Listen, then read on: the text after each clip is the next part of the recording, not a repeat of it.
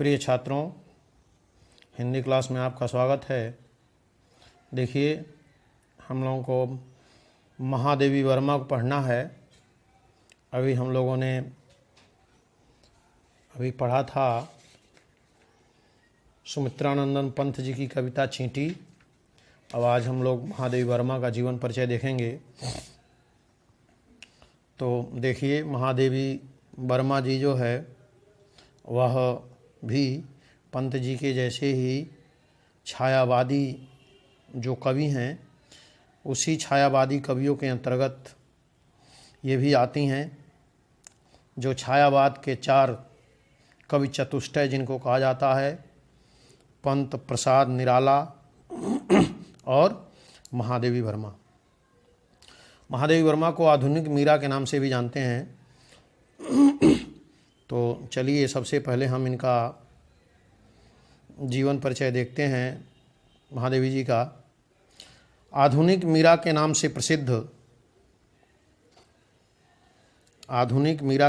प्रसिद्ध महादेवी वर्मा का जन्म 24 मार्च 1907 ईस्वी में होली के दिन फर्रुखाबाद उत्तर प्रदेश में हुआ था। इनके पिता श्री गोविंद सहाय इंदौर के एक कॉलेज में अध्यापक थे तथा माता सरल हृदया धर्मपरायणा महिला थीं। महादेवी बड़ी कुशाग्र बुद्धि बालिका थीं और बचपन से ही माँ से रामायण महाभारत की कथाएं सुनते रहने के कारण इनके मन में साहित्य के प्रति आकर्षण उत्पन्न हो गया था। फलतः मौलिक काव्य रचना इन्होंने बहुत छोटी आयु में आरंभ कर दी थी। प्रयाग विश्वविद्यालय से संस्कृत में एमए करने के बाद ये प्रयाग महिला विद्यापीठ में प्राचार्य हो गईं। 9 वर्ष की छोटी उम्र में ही इनका विवाह रूप नारायण वर्मा के साथ हो गया, किंतु इन्हीं दिनों इनकी माता का स्वर्गवास हो गया। इनके पति डॉक्टर थे, परंतु दाम्पत्य जीवन में इनकी रुचि नहीं थी। इनके जीवन पर महात्मा गांधी का और कला साहित्य साधना पर कविंद्र रविंद्रनाथ टैगोर का प्रभाव पड़ा। इन्होंने नारी स्वातंत्र्य के लिए संघर्ष किया और अपने अधिकारों की रक्षा के लिए नारियों का शिक्षित होना आवश्यक बताया। कुछ वर्षों तक महादेवी जी उत्तर प्रदेश विधान परिषद की मनोनीत सदस्य रहीं। दर्शन, संगीत, चित्रकला में इनकी विशेष रुचि थी। भारत सरकार ने इन्हें पद्म भूषण अलंकार से अलंकृत किया। पद्म भूषण अलंकार से अलंकृत किया, सम्मानित किया। 1983 ईस्वी में महादेवी जी को इनके काव्य संग्रह यामा के लिए ज्ञानपीठ पुरस्कार मिला। देखिए, ज्ञानपीठ पुरस्कार जो है भारतीय साहित्य का नोबेल पुरस्कार कहा जाता है। भारतीय साहित्य में मिलने वाला सबसे बड़ा पुरस्कार है ज्ञानपीठ पुरस्कार। यह हर साल किसी न किसी कवि को दिया जाता है। तो महादेवी वर्मा की रचना यामा के लिए ज्ञानपीठ पुरस्कार मिला। इस बात का ध्यान रखिए। इसीलिए यामा जो है अक्सर पूछ लिया जाता है किसकी रचना है, तो इसको आपको एकदम ध्यान रखना है कि यामा महादेवी वर्मा की रचना है और इस पर इनको ज्ञानपीठ पुरस्कार प्राप्त हुआ। इसी वर्ष उत्तर प्रदेश सरकार ने इनको 1 लाख रुपए का भारत भारती पुरस्कार भी दिया। भारत भारती पुरस्कार देकर इनकी साहित्य सेवाओं का सम्मान किया। ये प्रयाग महिला विद्यापीठ की कुलपति पद पर भी आसीन रहीं। इनका देहावसान 11 सितंबर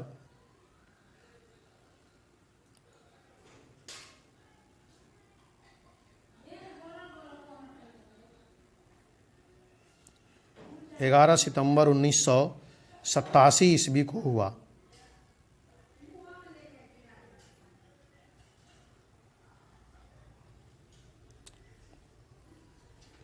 महादेवी जी आधुनिक हिंदी साहित्य के निर्माताओं के में महत्वपूर्ण स्थान की अधिकारिणी हैं।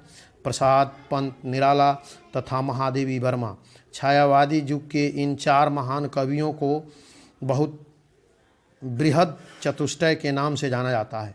महादेवी जी ने मैट्रिक्स उत्तीर्ण करने के पश्चात ही काव्य रचना प्रारंभ कर दी थी। करुणा एवं भावुकता इनके व्यक्तित्व के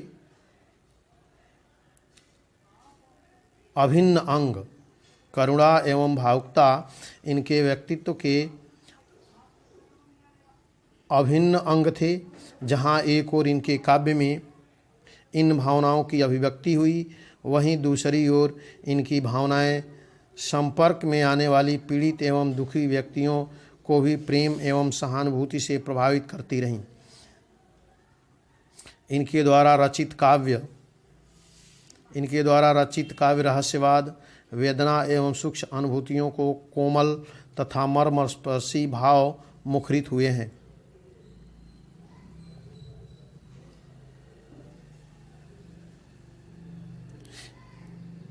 इनकी रचनाएं सर्वप्रथम चाँद पत्रिका में प्रकाशित हुईं। इनकी काव्यात्मक प्रतिभा के लिए शेक्सपियर एवं मंगला प्रसाद पुरस्कार से सम्मानित किया गया। इन्हें ज्ञानपीठ एवं भारत भारती पुरस्कार से भी सम्मानित किया गया। इनकी प्रमुख रचनाएं हैं, देखिए प्रमुख रचनाओं में निहार, रश्मि, नीरजा, सांध्य गीत, दीपशिखा, सप्पर्णा, यामा जिस पर इनको ज्ञानपीठ पुरस्कार मिला, हिमालय। निहार महादेवी का प्रथम काव्य संग्रह है। इनमें 47 गीत संकलित हैं। साहित्य में इनकी देन मुख्यतः एक कवि के रूप में है, किंतु इन्होंने प्रौढ़ गद्य लेखन द्वारा हिंदी भाषा को सजाने संवारने तथा अर्थ गांभीर्य प्रदान करने में योगदान किया है, वह भी प्रशंसनीय है। भाषा शैली, महादेवी जी की प्रारंभिक काव्य रचनाएं ब्रजभाषा में हैं, किंतु बाद में खड़ी बोली पर इन्होंने साहित्य सृजन केंद्रित किया। इनकी खड़ी बोली शुद्ध, मधुर और कोमल है। इनमें संस्कृत के तत्सम शब्दों की अधिकता है। भाषा को मधुर और कोमल बनाने के लिए कहीं कहीं शब्दों को परिवर्तित कर दिया गया है। सूक्ष्म भावनाओं का चित्रण होने के कारण इनकी भाषा में सांकेतिकता और संवेदनात्मकता है। महादेवी जी ने गीतात्मक शैली में सरस गीतों की रचना की, जिसमें वेदना की मार्मिक अभिव्यक्ति हुई है। अपने गीतों में इन्होंने असीम, अगोचर, परोक्ष, प्रिय ईश्वर ब्रह्म के प्रति प्रेम का निवेदन किया है। बौद्धों के दुखवाद तथा करुणावाद का इन पर बहुत प्रभाव था। इन्होंने अपने गीतों में निस्निग्ध और सरल तत्सम प्रधान खड़ी बोली का प्रयोग किया है। साहित्य तथा संगीत के मणि कांचन संयोग द्वारा गीत की विधा को विकसित की चरम सीमा गीत की विधा को विकास की चरम सीमा तक पहुंचा देने का श्रेय महादेवी वर्मा को ही है। कवि हृदय लेकर और कल्पना के सप्तरंगी आकाश में बैठकर इन्होंने जिस काव्य का सृजन किया है वह स्मरणीय रहेगा। देखिए, महादेवी वर्मा की कुछ मुख्य रचनाएं हैं, जैसे है निहार।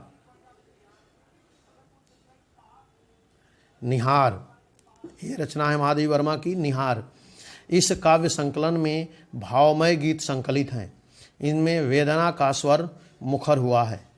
इनकी अगली रचना है रश्मि।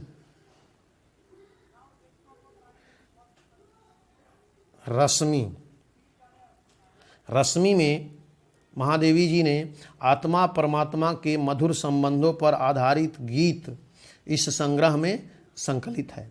उसके बाद इनकी रचना है नीरजा।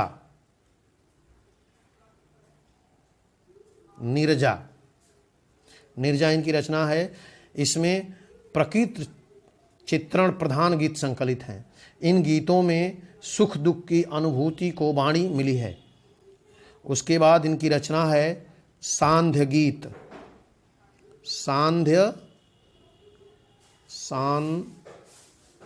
गीत, सांध्य गीत। सांध्य गीत इनकी रचना है। इसके अंतर्गत परमात्मा से मिलन का चित्रण हुआ है। उसके बाद इनकी रचना है दीप शिखा।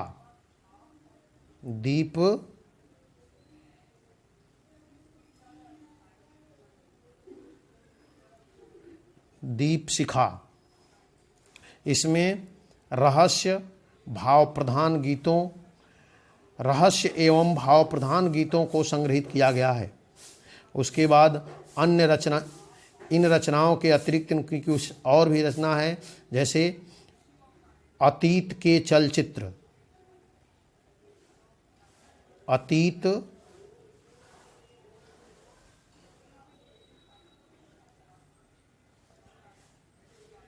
रचना है अतीत के चलचित्र।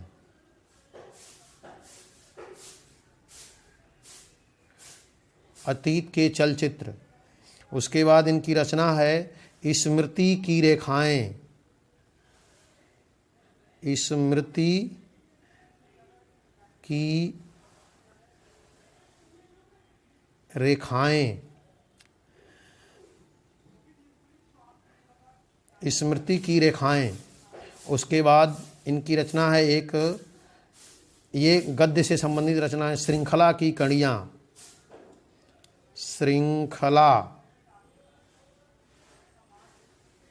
श्रृंखला की कड़ियाँ।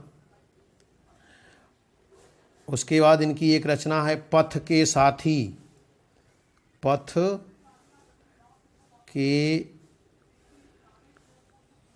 साथी आदि इनकी ये सभी गद्य रचना है। तो ये जो है इनकी प्रमुख रचनाएं हैं। मुख्य रूप से आपको जो याद रखना है इनके बारे में, आप देखिए ये जो समरी दिया हुआ है